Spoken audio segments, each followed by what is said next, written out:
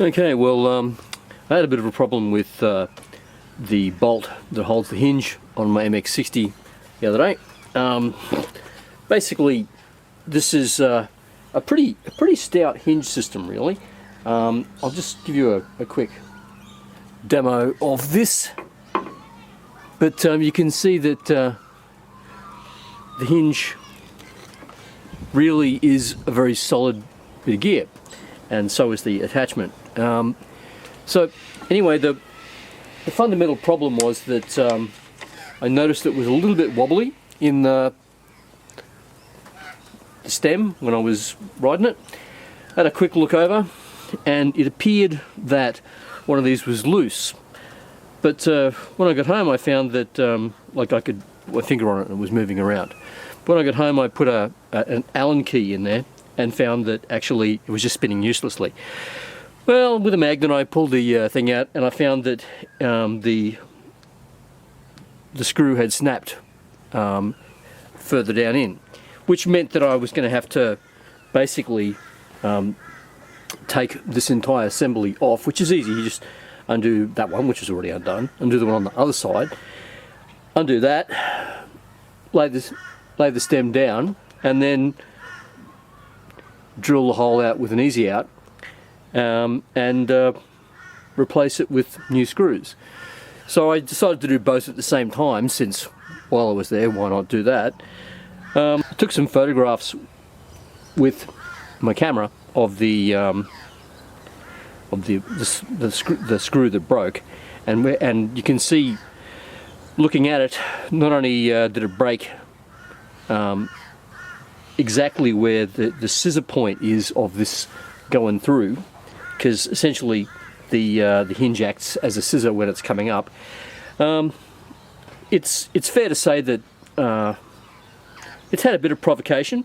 The bolt at the front only holds the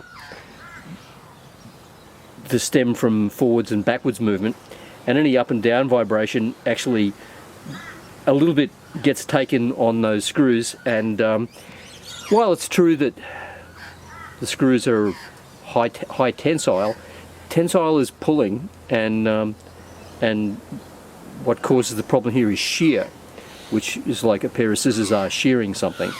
So so basically, you can see that I got the hole drilled relatively neatly in there. It doesn't matter that it's not perfectly centric.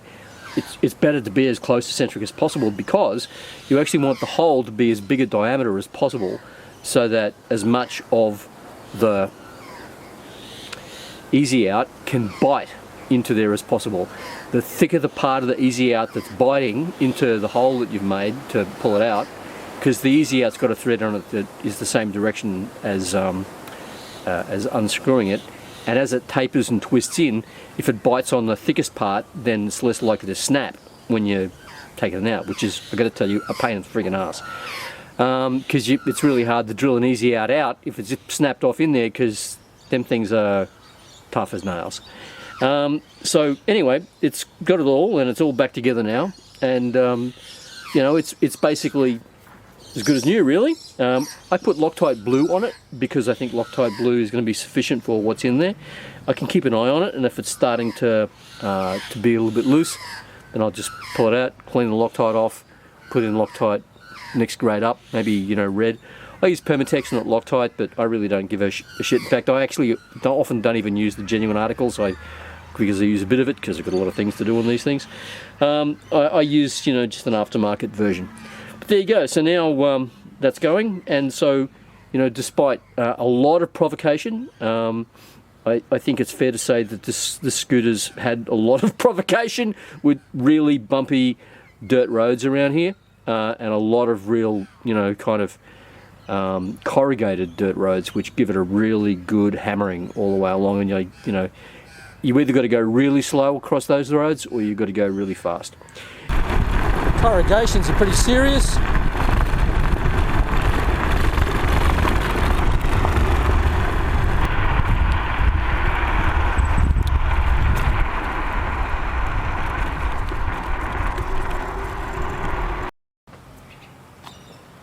So just as a few quick thoughts about the scoot since I've had it. I've pretty much done nothing to it apart from had to change a tyre once. The front tyre is getting pretty close to being bald. Front tyres seem to last longer. Look at that, sun's coming out. So I'll just try and dial that back. The suspension works fairly reasonably. I have had to make a couple of tiny modifications, but nothing major.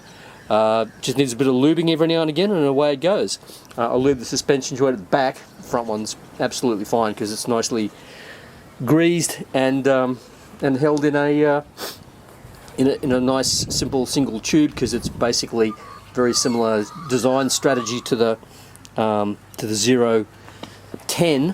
and I think the 09, with a with basically underneath that rubber cup that's in the middle, directly underneath the weight of the front suspension there. It's basically just a telescopic beastie. But no, look, it's been a great scooter. The pneumatic tyres are very comfortable. I wish it had a longer deck, but I understand why it doesn't, so there it is. Yeah, no, it's good value for money. It's well, okay, maybe it's not good value for money. I enjoy riding my wide wheel more, but this is just a really good scooter. And if you're just wanting something that's no fuss, comfortable, and capable of racking up decent distances, go for it. I think it's a great scoot.